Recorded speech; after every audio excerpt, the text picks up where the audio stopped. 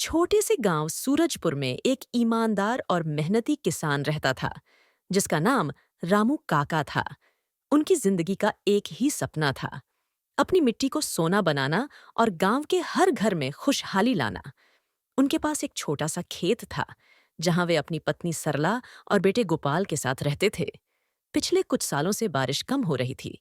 रामू काका की फसलें बार बार सूख जाती और परिवार के लिए 2 वक्त की रोटी जुटाना मुश्किल हो रहा था। फिर भी उन्होंने कभी हार नहीं मानी। सुबह सुबह उठकर खेत जोतते, पौधों को पानी देते और सूरज ढलने तक मिट्टी से बात करते। गोपाल अक्सर पूछता, बाबा, आप इतनी मेहनत क्यों करते हैं जब बारिश ही नहीं होती? रामू काका मुस्कुराकर कहते, बेटा, किसान कभी हार नहीं मानता। जब तक मेहनत की बीज बोते रहेंगे, उम्मीद की फसल जरूर उगेगी। एक दिन गांव में कृषि अधिकारी आए जो किसानों को नई नई तकनीकें सिखा रहे थे।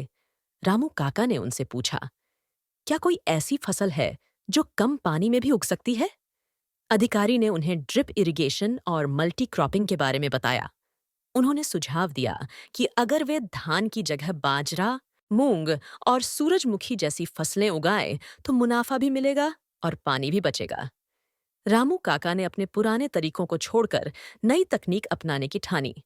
गांव के कई लोग उनका मजाक उड़ाते, इतने सालों का अनुभव छोड़कर नई तरकीबें आजमाओगे, पक्का फसल बर्बाद हो जाएगी। लेकिन रामू काका ने परवाह नहीं की। उन्होंने खेत में ड्रिप सिस्टम लगाया, बारिश के पानी को बचाने के लिए एक छोटा तालाब खोदा और अलग अलग फसलें उगानी शुरू की। कुछ ही महीनों में रामू काका के खेत में हरियाली छा गई। सूरजमुखी के पीले फूल सूरज की तरह खिल उठे, बाजरे की बालियां हवा में लहराने लगीं और मूंग की बेलों ने जमीन को ढक लिया।